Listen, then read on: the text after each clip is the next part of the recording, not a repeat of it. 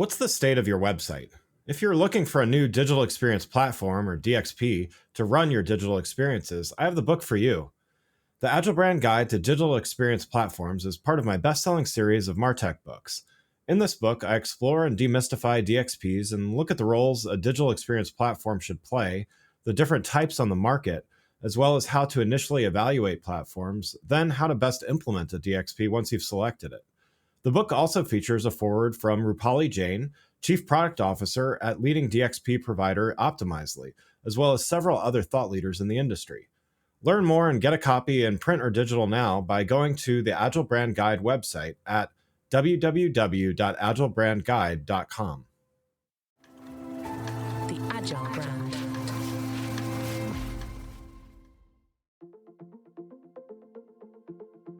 Welcome to the Innovation Economy podcast, where we look at the factors that drive business growth, including how people, processes, platforms, and places work together to create the future of work.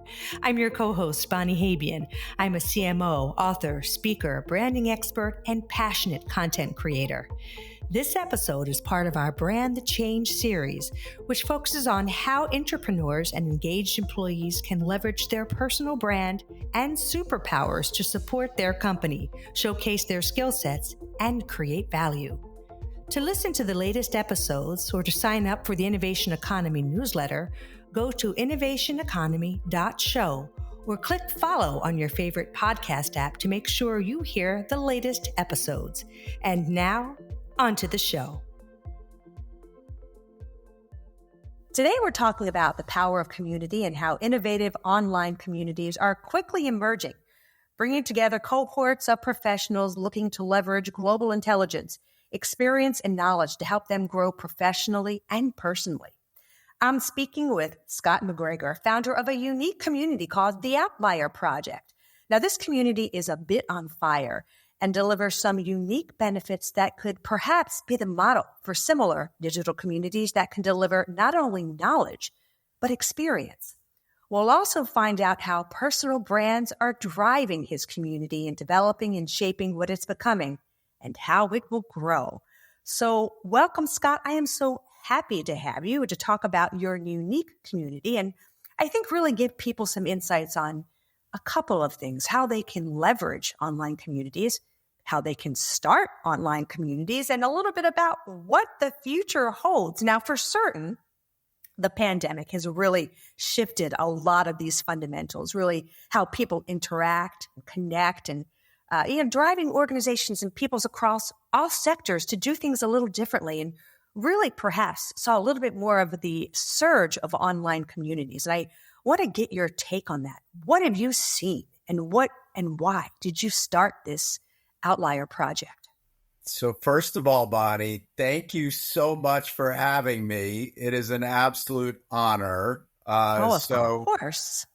I'm going to love this conversation, I know already, and this is a fun topic. So, I think community is unbelievably important, especially today. We're in kind of an epidemic of loneliness. Why is that?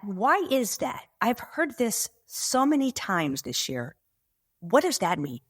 Yeah, I think people feel isolated. I think, does it stem from the pandemic? Maybe. But I think social media plays a component. I mean, I'm no expert, so I can't really tell you exactly what the reasons are for this epidemic, but I think it's real. I think, community used to be maybe where you went to church, or community was perhaps the town you grew up in. Now, I'm a little bit of a freak of nature in that I live in the same town I grew up in, but that's exceedingly rare. So people have to look outside because we're more transient. I think, where you live and that actual community maybe plays less of a role. So I think online digital communities can certainly play a big role in helping people feel connected, but also helping people invest in themselves and invest in learning and development. I think you're right. I mean, I started to think about it. What is some of the driving factors that would make people be very interested in this? And I think it's the diversity of thought, and it's the ability to touch people from across the world. It's not just, a sense of community, of being in a community that's small, that you walk around and see people. It is a whole different resource. So I definitely think you're on spot saying that it could possibly be a little bit of a combo of things, a time when people are feeling somewhat isolated. And this is a new tool for them to not only connect, but to grow. I totally agree. I don't know that people are really looking for a lot of diversity of thought. I think people in the Outlier Project community are, but I would say in general, most people tend to gravitate towards communities that are very niche and that make them feel safe. So that's a good point. That's an interesting dynamic. Yeah, I think that's a good point. And it brings me back to my kind of premise. How did you think of starting this community? What was involved? And listen, it must be a little scary. You don't really know how these things are going to go. But I really want to kind of have you take me back to that first aha moment when you said, you know what? I'm going for this because I think I have something here. Well, I've always been an outlier. I've always thought differently. And it was interesting when I was younger, thinking differently.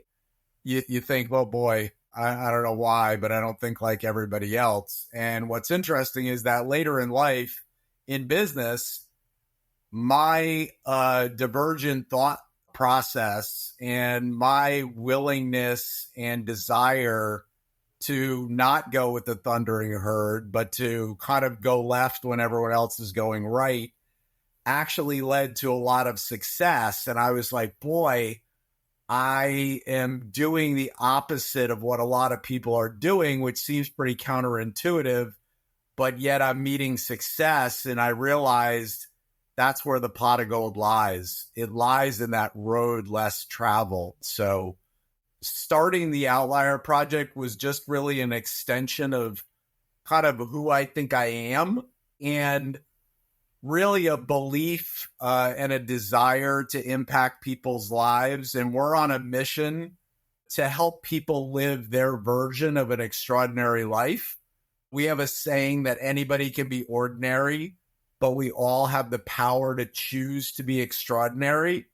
And when you think about that, I think the key word there is choose. You get to choose to be extraordinary.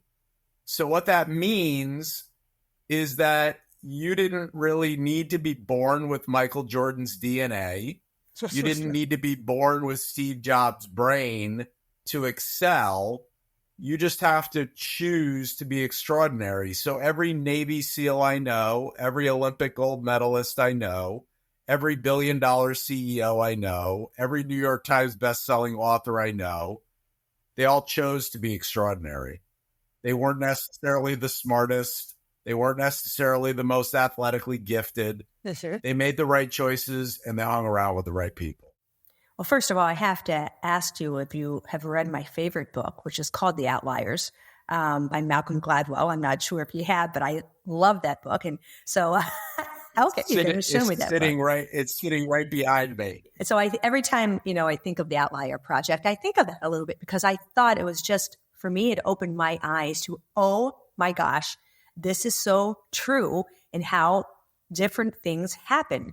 A lot of different things have to line up. There are a lot of different things that impact, some controllable, some non-controllable in your life and in events. And I think what you're talking about specifically with the Outlier Project in this community are the things that you probably can control. So when you decided, okay, I'm going to go for this community, if you are a business person, right, you look at marketing, you look at market share. I did a little research before you came on, and there is just no quantifiable number or any stats at this point to say how many online communities that there are out there. But what type of metrics or marketing or business model did you look at to say, hey, I think this is a smart decision? Or did you just kind of wing it and say, you know what, I just know this in my heart. I'm going to be divergent in my thought as usual and just start to create something that's different? Yeah, so I think like anything, if you have success, it breeds confidence.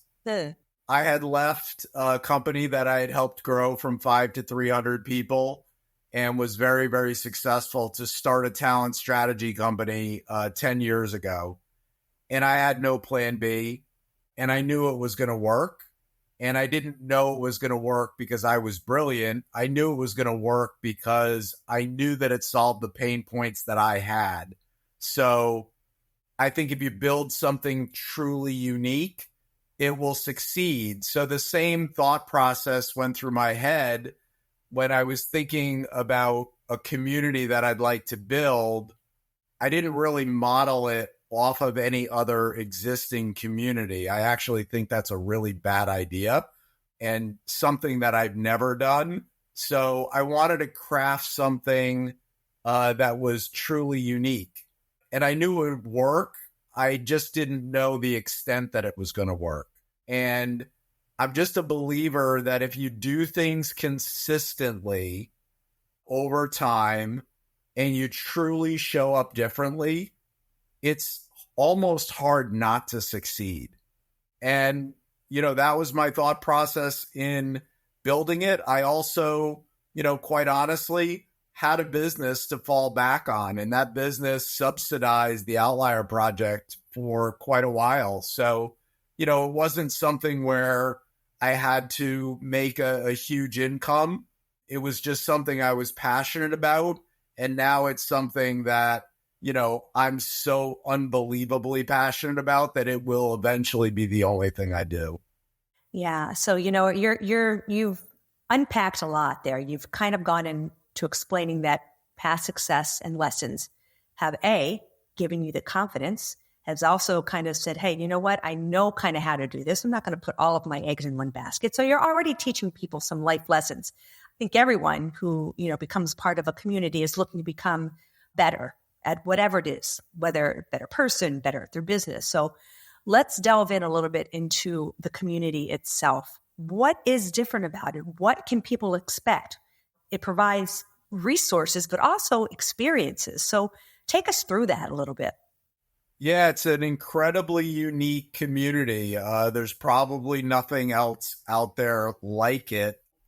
It's everything from 200 live interactive virtual events, and I'll tell you why I think that's important, to about 14 in-person get-togethers all over the place. Everything from a humanity expedition to Nicaragua to a very, very unique retreat in Rhode Island to things like next week we'll be at a soccer game with Brandi Chastain, who's a 2-time Olympic gold medalist, 2-time World Cup champ, soccer Hall of Famer. And our community gets to hang out with her for a few hours at, her team, Bay FC in San Jose, California. And that's just a unique experience. But the virtual events that we do, I've been very, very blessed in that I've built a gigantic network of friends that are truly unique. And they are Olympians and Navy SEALs and very prominent CEOs and Hall of Fame coaches and all kinds of different people.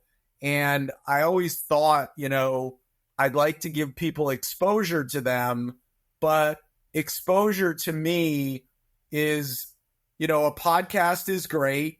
Conferences are great, but that's one-way communication. I thought, boy, wouldn't it be cool if the community got to actually interact with Rudy Rudiger from the movie Rudy, or a guest shark on Shark Tank like Candace Nelson, or Matt Higgins, or, Jesse Itzler, any of these folks. So that's what we do is all of our events are live and they're all interactive. So people get to actually speak to these people that they're used to seeing on TV or just on a stage.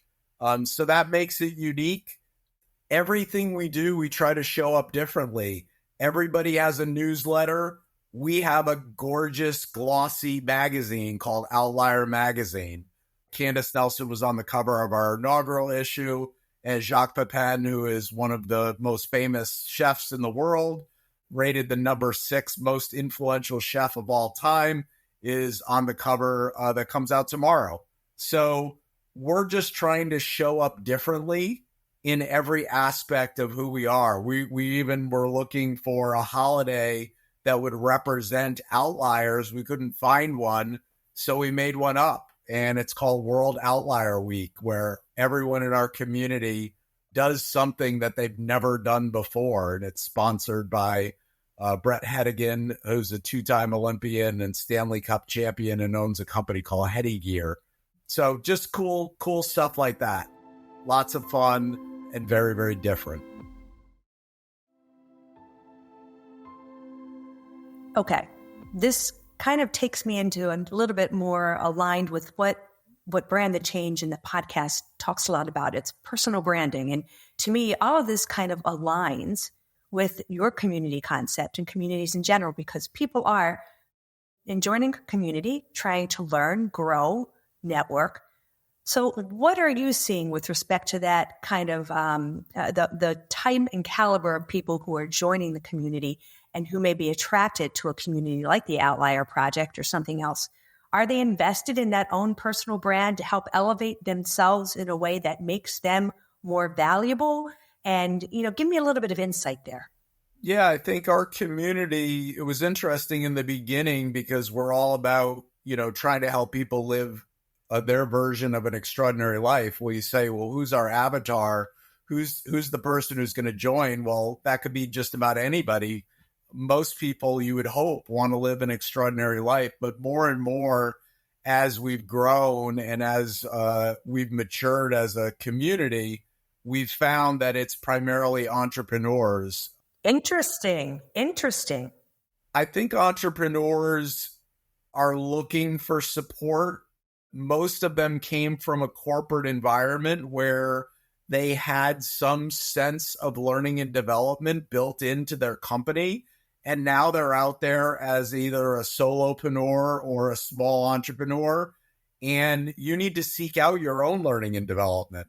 And joining a community that does that is really impactful. So we also put together 30 of the top advisors and coaches in the country in different domains. And we give our members access to them through what we call office hours. So very similar, when you were at Bethany College or when, you got your MBA at Dowling, you could go in and meet with your professors and have office hours. Well, our members get to sit down with the most impressive coaches and advisors literally in the world in different domains. So I think especially for entrepreneurs who need additional tools in their toolbox, that's been incredibly impactful. Yeah, it's fascinating to see what the digital landscape has enabled. And I do think that communities like this are able to really help people, whether they're solopreneurs, entrepreneurs, or just looking for, like you said, another way to kind of be an outlier and to add to a toolbox and be strategic to help make them live their best lives. It really is quite amazing how this digital landscape has really enabled us to make that connection. Do you think this would have been such a hit or have gained such traction prior to the pandemic? Looking at it from a technology standpoint, a psychological standpoint, kind of where we are in the world. I think so. I think people resonate. People want to be part of something. And that has gone on forever. In my community, everyone, you grow up, if you're a male, you want to be on the football team. You want to be part of that community. Other people want to be part of a theater community. Or I think people have always sought community. It may not have been in a digital format. It may have looked a little bit differently, but I think people have felt like outliers, have felt like, boy, I think differently. And I'd like to hang out with a bunch of people that also think differently, that celebrate it, as opposed to, maybe look down on it. Oh, I agree. But I think as well that digital landscape is allowing you to connect people, make that interactive experience. You're right. I mean, who's going to have the chance of meeting a Brandon Chastain or, some of the other folks and quality folks that you're bringing in. Really very difficult to do that without this kind of technological innovation that has occurred.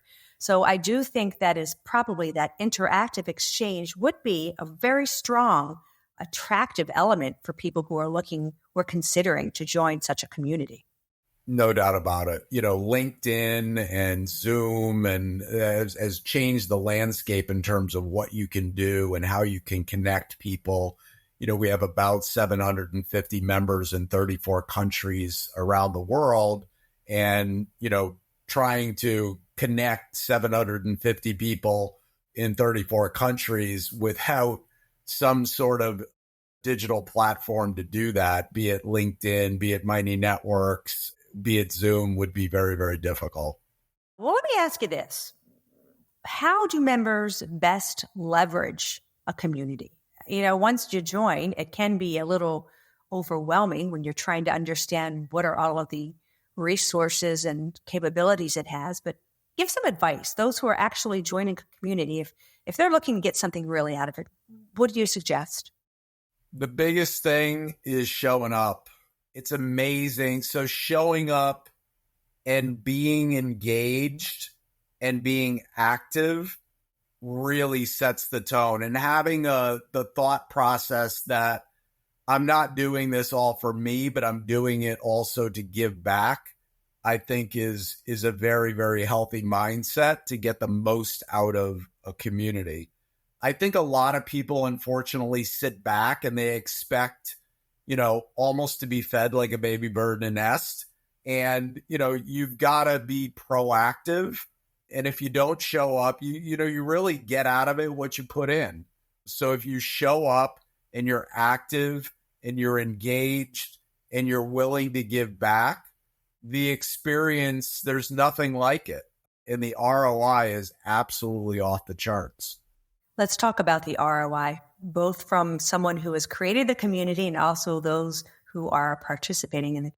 Where do you gauge success? How do you gauge success from someone who's created a community? What does that look like for you? Well, again, this is probably the outlier in me. I used to be a chief revenue officer, and I looked at all kinds of dashboards and was constantly looking at different metrics. It's a little bit different here. I certainly could do that, but it's really a feeling. It's a feeling that I get in terms of just the reciprocation of all the positive vibes that are put out there every single day. I mean, there is not a day that goes by that there are not, multiple mentions on LinkedIn or Instagram or another social media platform that says really, really positive things about the Outlier Project. I mean, we really don't lose many members at all. So that's a great indicator that you're providing people with the value that they're seeking. So I don't really look at a lot of statistics. I'm kind of gauging the feel of what are people saying, and are people evangelical about it? And, we've grown literally just by word of mouth. We've spent $0 on advertising, and, it's all been word of mouth. So if we don't have enthusiastic members, we're simply not going to grow.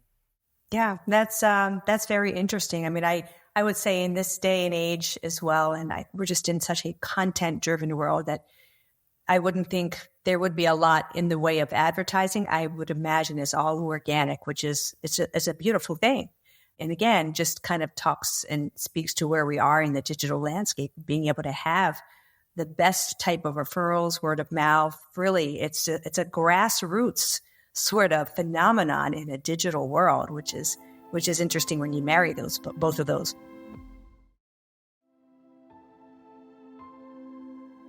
Give me a little bit more of a broader insight. What other sorts of communities have you witnessed? What are you seeing out there in terms of a trend and a dynamic of these communities? Again, the outlier in me, I don't pay a lot of attention to other communities. I'm aware of some communities, but I don't I don't look deeply into what they're doing. Again, I've always felt that was a mistake because I'm not trying to be the next YPO or Vistage or Chief.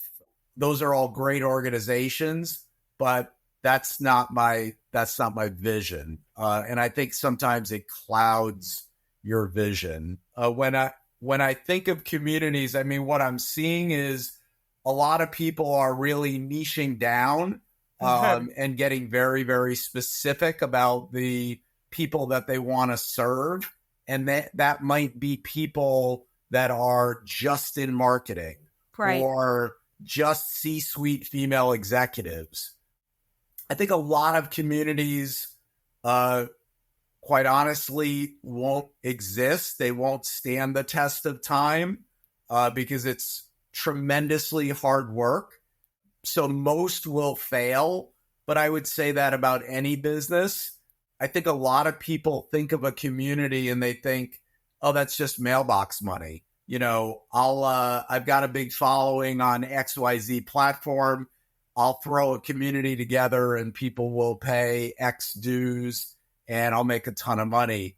Most communities are not very successful. They don't have a ton of members. They certainly are not willing to pay. One of the things that I love about the Outlier Project is probably 99% of our members pay for their membership out of their own pocket. There are a lot of membership communities that are paid for by their company. And guess what? As soon as they're not with that company anymore and they had to pay for it out of their own pocket, they probably wouldn't. So I like that. It's why I've bootstrapped every company that I've ever started. I don't want to live on somebody else's money. I want to know whether I'm successful or not. And, you know, it's either you attract members and keep them or you don't. And I'm very good with that. But there's also a technology component to it. It has to be a good user experience so you can build a community, but the channels that you use to bring these folks together has to make sense. And I imagine that had to be some sort of strategy in your mind as to actually how you're going to lay that out, how you're going to bring folks together, what sorts of interactions and engagements they're going to have within your community. How does that play out in developing this? Yeah, I mean, we thought about really what the experience was going to be. The technology piece was not a big thought process. A lot of what we do is highly, highly personalized and in the view of many unscalable.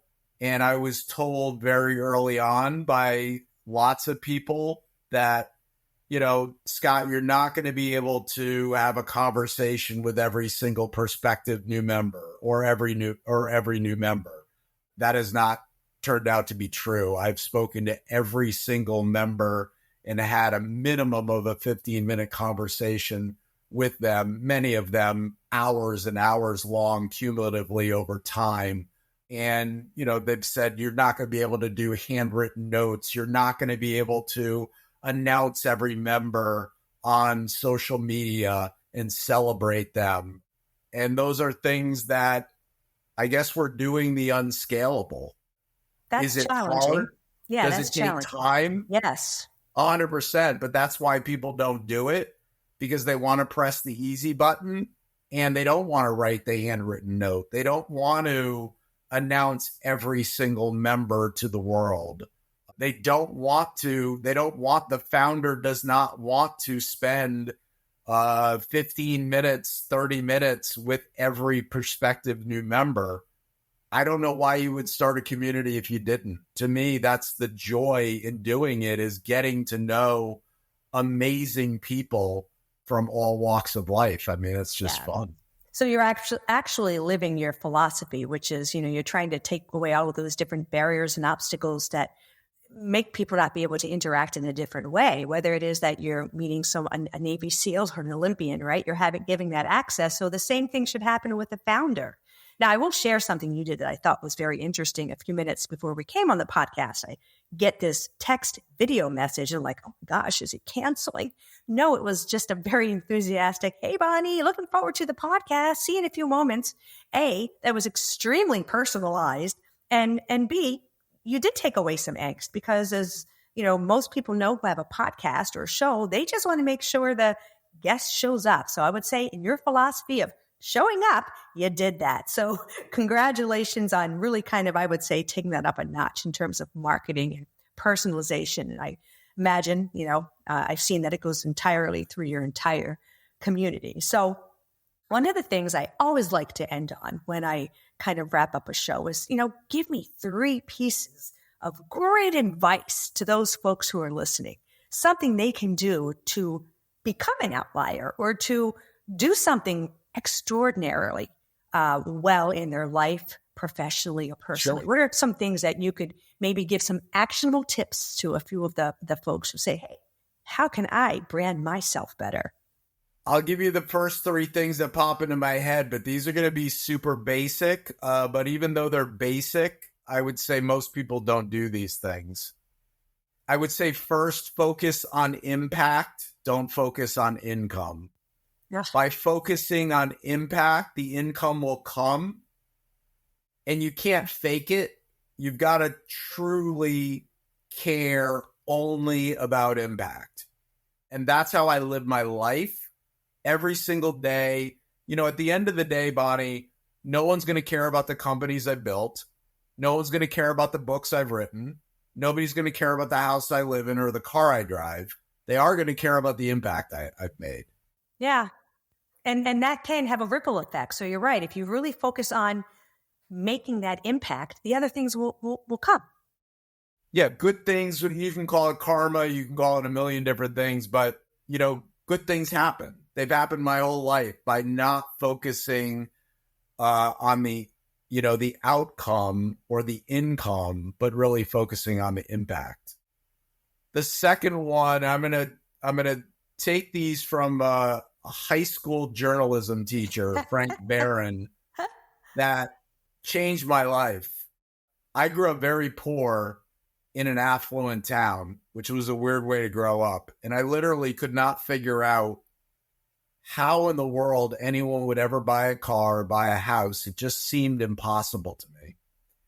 And Frank Barron said to our class, you're all going to be wildly successful. And I thought, wow, how am I going to be successful? I'm not inheriting any money. I don't have all these things that everyone else seems like they have around me. He said, but you have to do 2 things.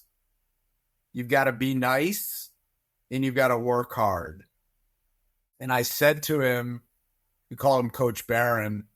I said, Coach, do you mean that?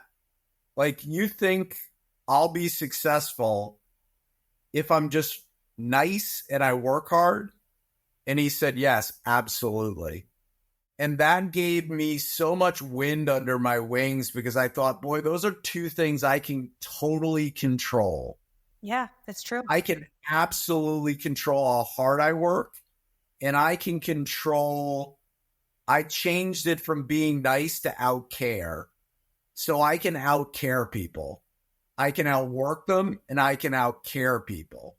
And sometimes that's a video message a half an hour before a podcast to let somebody know, hey, I'm going to be there. Hey, I'm excited. And thank you for the opportunity. I can outcare people. So you may do 100 podcasts. You may do 1,000 podcasts. That may never happen again. And that gets me excited. So those would be the things that I would say. Focus on impact over income. Be nice, outcare people, and work hard. And you'll have an incredible life. Wow. Mr. Barron, you know what? There's a teacher, a funny story, the same thing with me that had such an impact. And talking about making an impact, teachers make an incredible impact. So I hope Mr. Barron knows a little bit about your kind of where you've gone in life and how things have worked out. I hope you were able at some point to thank him for that little piece of advice that he said that has really fueled your entire trajectory. Yeah. Very, very fascinating stuff. And I would say I'll throw in a bonus. Listen to your epic TED Talk about your mom, Bess. Thank you. And the 10 lessons that you learned from her. Yeah. Because that's how you live an extraordinary life. You do. And you know what? I just wish she had been around to be able to see that talk. But you know what? I, in some respects, feel like some of the things you're saying, if you want to have impact and you want to create impact, it all comes together. And so I think she's part of that and had her hand in that a little bit from heaven. So, I want to just say thank you. For sure, communities are hot and growing. And for those looking to grow their brand, digital communities can help you through networking, knowledge, and opportunities. Now, Scott's journey with the Outlier Project serves as a real example of how digital communities can foster collaboration, knowledge sharing, and really transformative experiences for their members. As we look to the future, communities will continue to shape the way we connect, learn, and grow in an increasingly interconnected world. So thank you, Scott, for your insights. If you want more information about Scott and the Outlier Project, his information will be in the show notes. Thanks again for listening to the Innovation Economy podcast. If you enjoyed the show, please take a minute to subscribe on your podcast channel of choice and leave us a rating so that others can find the show more easily. You can access more episodes of the show at www.innovationeconomy.show. The Innovation Economy is produced by Missing Link, a Latina-owned, strategy-driven, creatively fueled production co-op. From ideation to creation, they craft human connections through intelligent, engaging, and informative content. Until next time, let's keep innovating.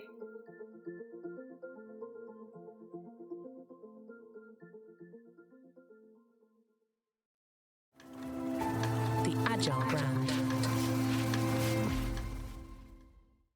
Hi, I'm Greg Kihlström, and thank you for listening to this podcast, which is part of the Agile Brand Podcast Network. As some of you may know, I'm the host of another successful podcast, the Agile Brand with Greg Kihlström, Apple's top-ranked enterprise marketing podcast. 3 times a week, I talk with C-suite leaders from world-leading brands and platforms about the latest trends, issues, and challenges in marketing technology, AI, and customer experience. Be sure to subscribe so you too can join the thousands who have already followed to hear us discuss the top issues and challenges you need to know about, and get real-world insights and advice which you can quickly apply to your biggest marketing challenges. Check out the Agile Brand with Greg Kihlström podcast wherever you listen, and make sure to follow or subscribe so you can catch the very latest.